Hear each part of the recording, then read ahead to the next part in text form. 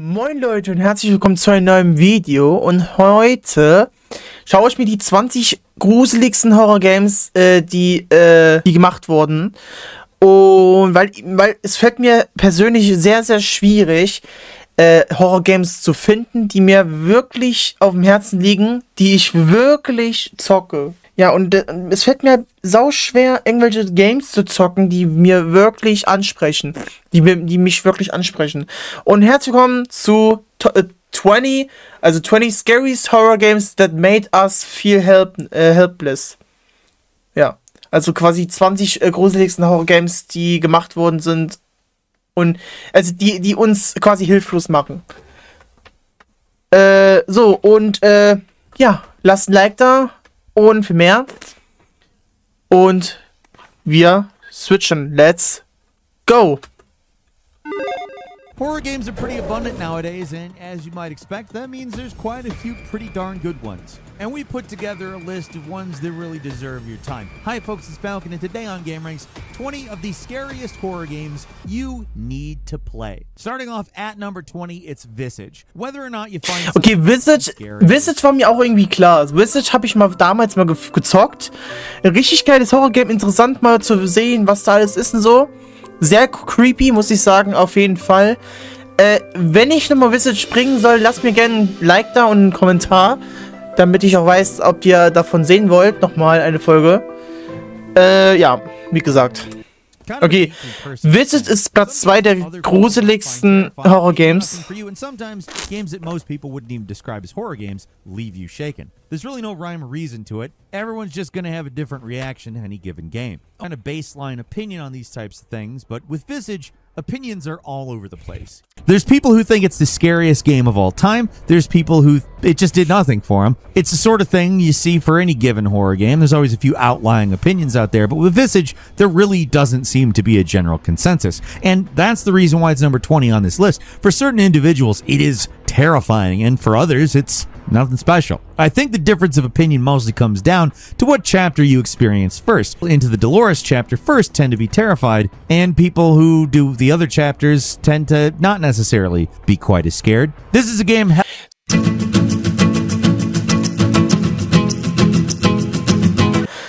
und ja, heavily inspired by the likes of PT, and it's able to capture a lot of the same atmosphere as that did, with the hyper-realistic but quote-unquote off house setting, and the obscure progression that makes it difficult to know what you're supposed to do at any given time. For some, the mysteriousness of the game is a strong point in a horror game, but the rest of the game doesn't necessarily live up to the promise of the earlier chapters. Still, if you are one of those horror fiends out there, it's a game worth checking out, even if you do end up giving up on the game at some point, because some of the stuff that works is really, really fantastic.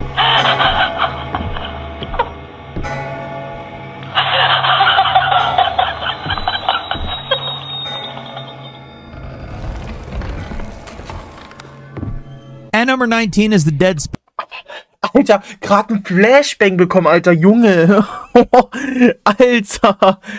Okay, Nummer 19. Dead Space Remake. A lot of inspiration from Resident Evil 4. The third-person camera, the inventory management, the shop where you upgrade your equipment, agency, and the ability to defend yourself diminishes the atmosphere. Cosmic dread. I mean, this game gets intense as hell when it wants to be. The Ishimura is an all-time classic horror setting. It's alien if the spaceship was somehow even more oppressive. What makes this game stand out compared to other sci-fi horror games is the psychological angle. You're not just fighting the mutated corpses of the former crew, you're also fighting your own mind, and one thing the remake does very well is make the mental strain on the main character, Isaac Clarke, a lot more visceral. It's also just a better game than the original in a few important ways. There's now a reason to use more than just the plasma cutter, for instance. A little bit tricky. What makes Dead Space so great is how these developers just get horror. They know exactly the right time to deploy a distant scream or the sound of something moving in a duct, when to put the lights out or throw out a jump scare. They know when to use restraint, too, and subvert your expectations, which only makes the enemies seem more unpredictable and dangerous. Also, in the remake, there are some semi-randomized encounters, which, oh boy, does that go a long way. Tiniest one, and hopefully they remake the second as well. Maybe your death will tip the balance.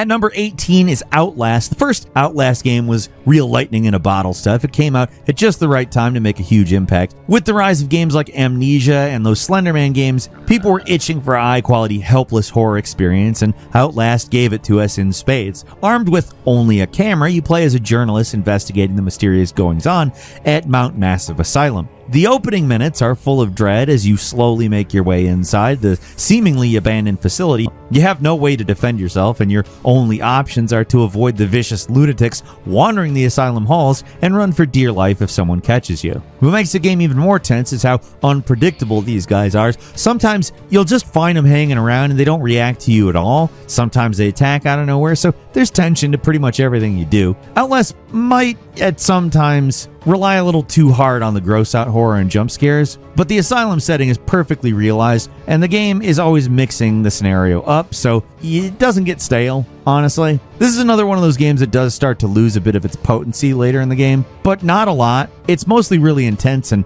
a pretty frightening experience, even if it's not super smart. It's just scary in a way that few games have ever really managed. At number 17 is Amnesia: The Bunker. This newest entry in the Amnesia series has a simple but terrifying premise. You play as a soldier during World War I who finds themselves trapped in an underground bunker with something that wants... Amnesia würde ich, glaube ich, mir auch holen, weil ich habe noch nie Amnesia gespielt, deswegen. Aber das mal ein bisschen anspruchsvoller, ein bisschen so, von der Grafik her. Ich meine, ja. You're dead. Unlike the first Amnesia, which is mostly a linear, highly scripted experience, The Bunker is the developers trying something new. They take some cues from modern horror classics by making this a more systematic experience. There's resources to collect, you actually do have a gun to use to defend yourself, and a generator can be powered on, which turns lights on in certain sections of the bunker. Right from the start, you know your goal. It's to get to the tools you need to blow open the bunker and escape, but doing it is easier said than done because you've got a lot to contend to with the monster that's down there with you. How this thing moves around is basically random, it's unpredictable, and terrifying for the first few hours. To make matters worse, even though you do have a few tools to defend yourself, like a pistol and a flashlight, the light has to be hand cranked to build up charge, and it's slow and noisy as hell, while reloading the pistol, or even using it normally, is also slow and intentionally clunky. Having more options than just run and hide makes this game actually more tense than your standard sneak and peek horror, at least at first, before you really start to figure it out. You're constantly weighing options, considering what's the best course of action, and you're forced to always worry about the small amount of resources the game affords you. And its confusing layout make Amnesia: The Bunker a pretty tense and brutal experience.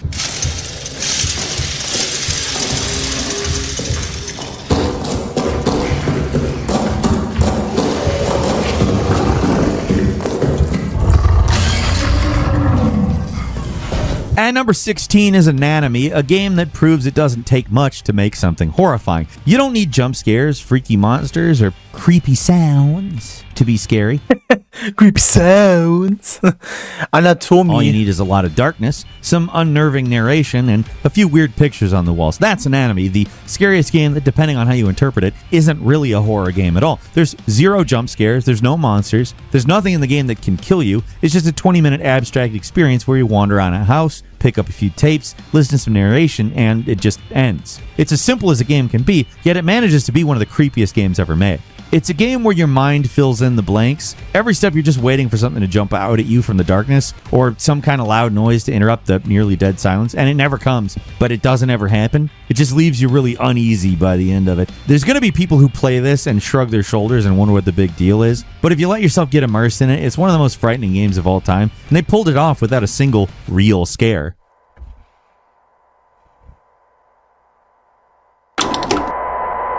The anatomy of the house is such that this analogy is less superficial than at first it may seem. To carry it further, if we were to dissect a house as we might a human cadaver, we would find ourselves able to isolate and describe its various appendages and their functions in a decidedly anatomical fashion. There is even a fair number of direct comparisons to be drawn between those organs of a house and those of a human body. And number 15 is Devotion. This game deserves to be known beyond its controversy. Most people are aware of it only because the developer pulled it off the internet after it was revealed that an artist snuck in an Easter egg insulting the president of China. For a while, the game couldn't be purchased anywhere, but now at least you can get it off the developer's website, and I'd highly recommend it if you're into psychological horror. It's another game without traditional jump scares. It's primarily just a walking simulator, but what makes this game so effective is the story. Talking about it at all will give away what makes it so effective, but the general overview is you play as a father reliving the memories of his sick daughter. He's willing to do anything to save her, and that's where things get stranger and more horrifying. The gameplay's basic. You mostly just walk and move the story forward, but the story's so disturbing but relatable that it still lingers in my mind. It's not a long game or mechanically complex, but the presentation is excellent, and the story really sticks with you in a way that few horror games manage. It's a game that confronts the player with a lot of unpleasant questions with no real answers. Ein roter Schirm, ein roter Regenschirm.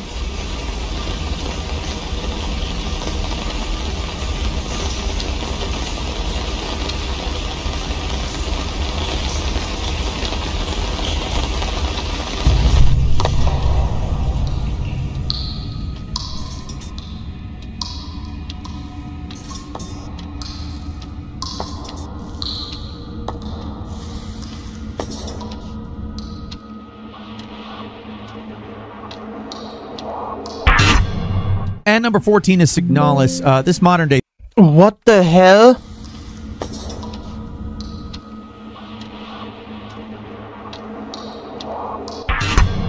And Ooh. number 14 is Signalis. This modern day throwback to the PlayStation 1 era of survival horror. Could have just been a hollow exercise in nostalgia, but Signalis has a very unique vision, even while you can clearly see its many inspirations. There's Resident Evil, some of Silent Hill's strangeness, and psychological...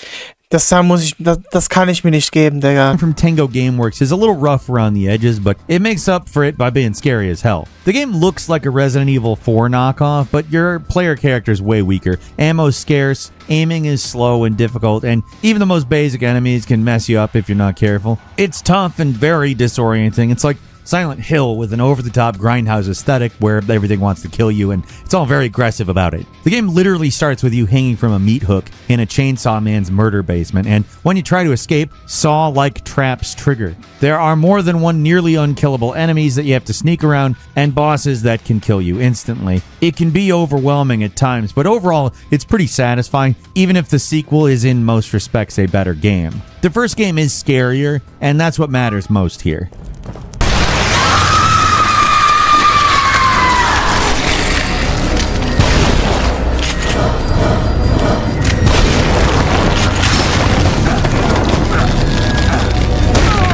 And number 12 is Condemned: Criminal Origins, a classic Xbox 360 launch title from the makers of Fear. It created some of the most unnervingly realistic abandoned locations and filled them with dangerous, unpredictable psychos. The game's got combat, but you rarely ever have access to guns. You're mostly defending yourself with whatever you can find around the environment. There's a vulnerability to everything you do in this game, and compared to most horror titles of that time, you are not defenseless. It can almost feel that way sometimes when all you have is a crappy wooden board and getting stalked by hobos who hide behind walls and ambush you when you're not looking. The mostly human enemies can make things tense, but let's be real here. It's the locations that make the game so memorably scary. Aversion to these kinds of spaces that's in the human psyche. In some ways, the game is exploring the same ideas that make stuff like the backrooms scary to people, those mundane liminal spaces that can be boring and forgettable in a certain light, but when they're empty and at night and a little run down, they suddenly become pretty terrifying. The game doesn't stop there, of course. The game is trying to be scary by filling the department store with demented enemies who pretend to be display dummies before ambushing you out of nowhere, or the grotesque lunch lady in the school, but these things only really complement the horror. The location put us into the mindset to be scared in the first place.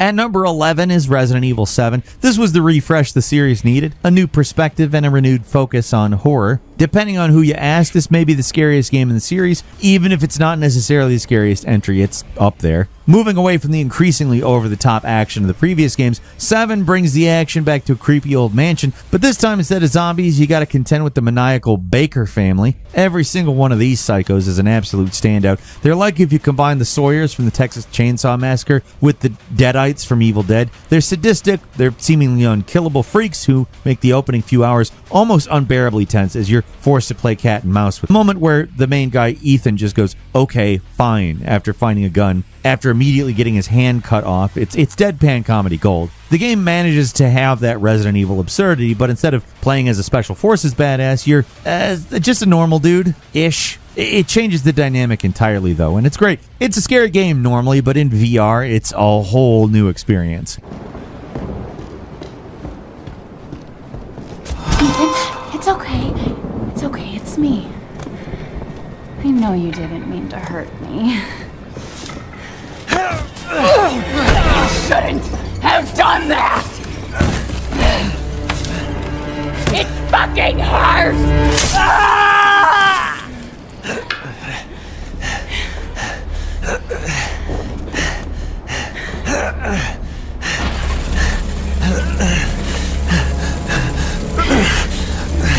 Now, let's see what you feel.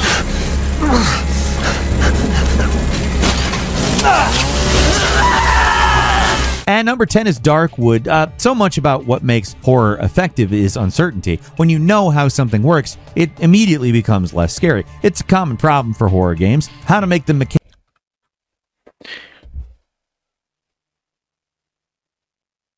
Kann sich wieder keine Sau geben, Digga. psychological horror, and Soma has a little bit of both, but the part that's going to stick with you is something different. It's Das existential nächste horror. ist Soma is one of those games that doesn't really seem that scary at first, but as Wir schauen weiter. the story evolves and what's actually going on becomes more clear, the implications of what's happening really start to worm their way into your mind. I'm not actually going to say what the story is because that'll give it all away, but the scenario the game ends in, it's so bleak. The final moments of the story are so horrifying and inevitable that it's hard to stop thinking about. The story of Soma sticks with you long past the memory of the robotic abominations that are actually trying to kill you. In comparison, the crushing weight of the existential questions, the actual monsters are nothing. They're scary, there's some tense moments involving them here and there, but the scariest part of Soma isn't any monster or jump scare, it's the bleak outcome and how it makes you feel.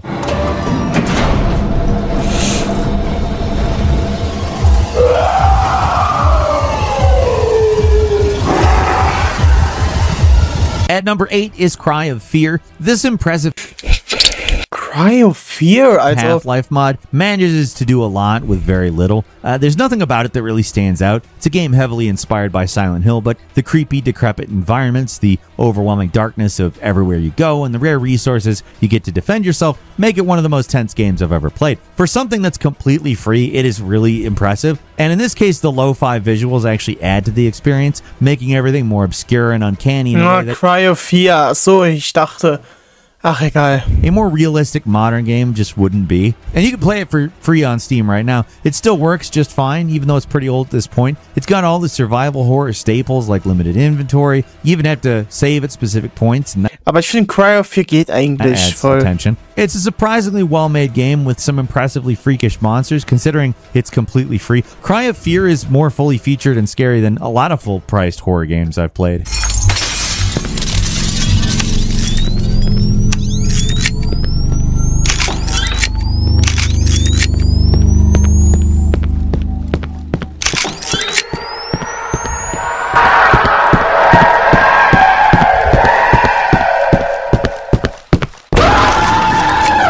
At number 7 is Alter, ich werd immer geflashbangt, Alter.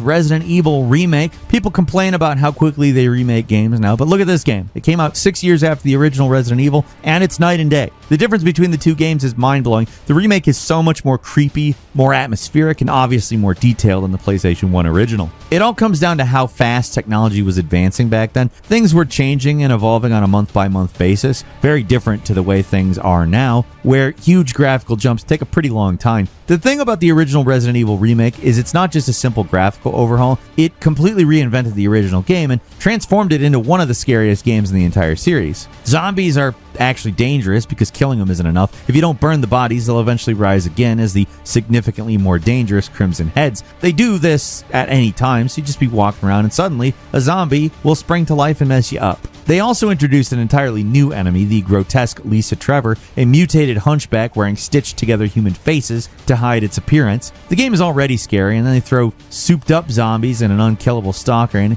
it's a lot more terrifying. Some of the later Resident Evil remakes are arguably better, but this original is still one of the best horror games around, even being as old as it is.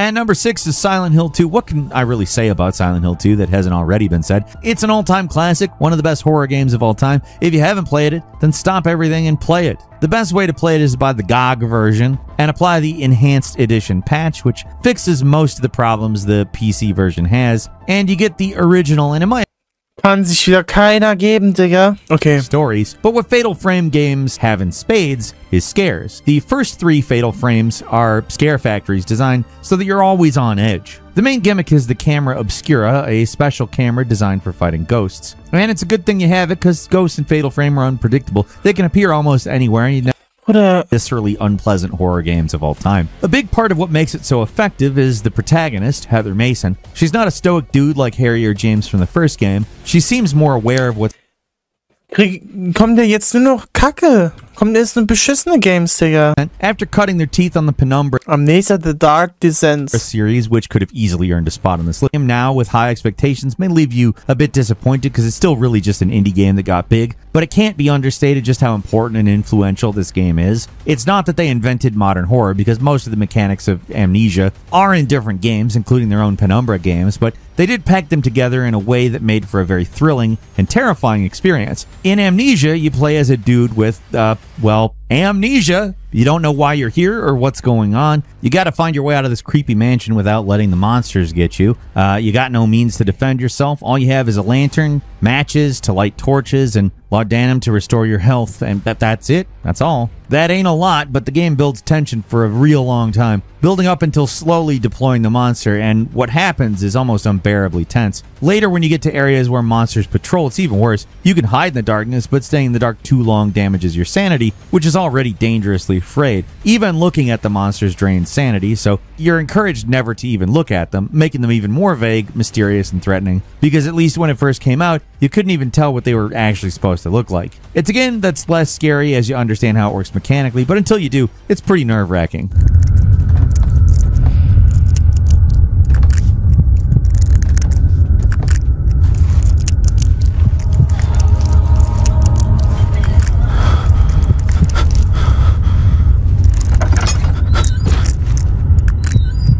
And number 2 is Siren. Now, the original Siren is such an unpleasant game. It's super weird, and at times it's overwhelmingly scary. It's a game where almost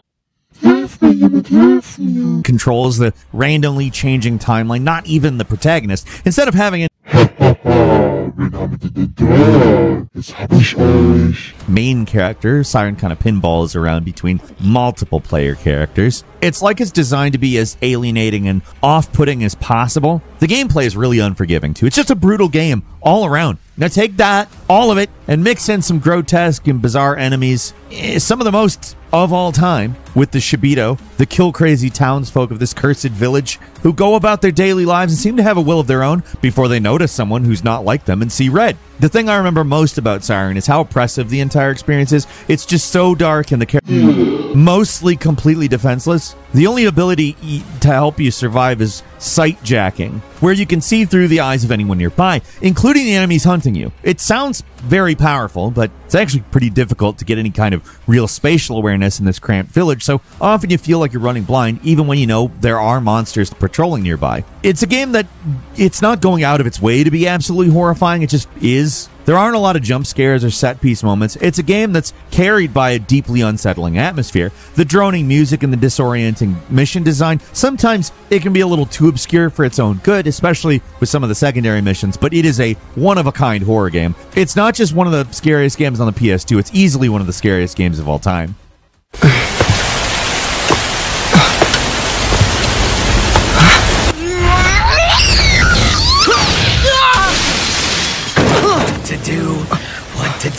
What to do. My daughter has run off again.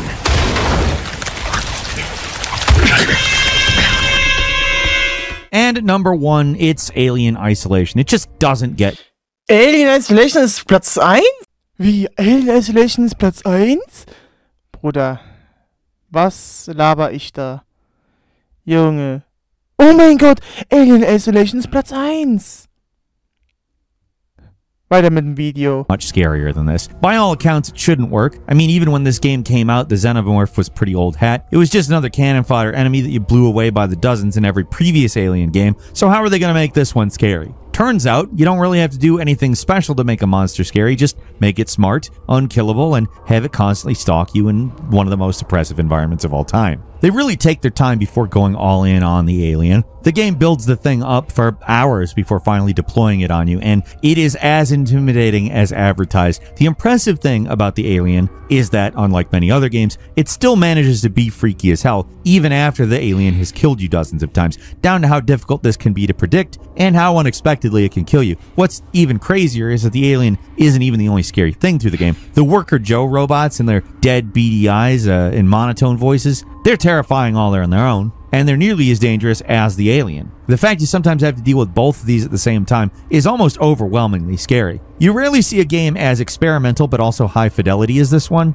Yeah, it's clearly inspired by a lot of other horror games, but the way it combines stalker horror with resource management, an interconnected ship, and hard save points makes Alien Isolation a truly unique horror game experience. It stays scary even on revisits. That's just how scary a scare machine the Xenomorph can be.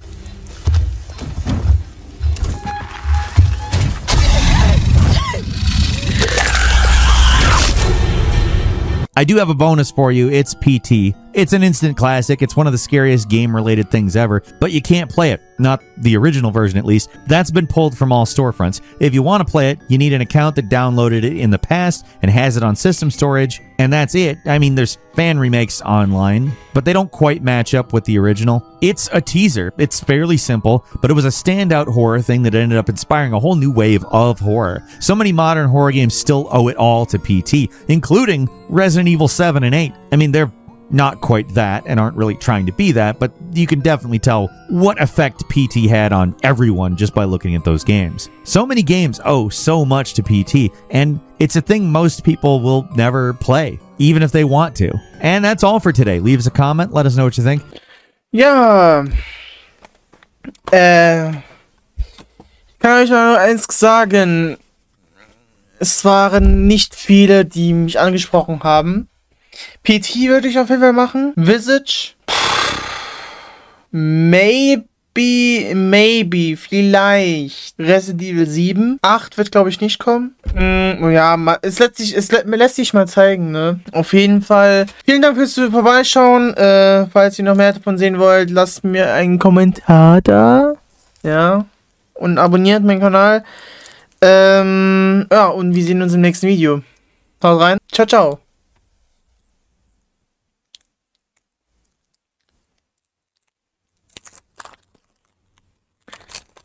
Ja.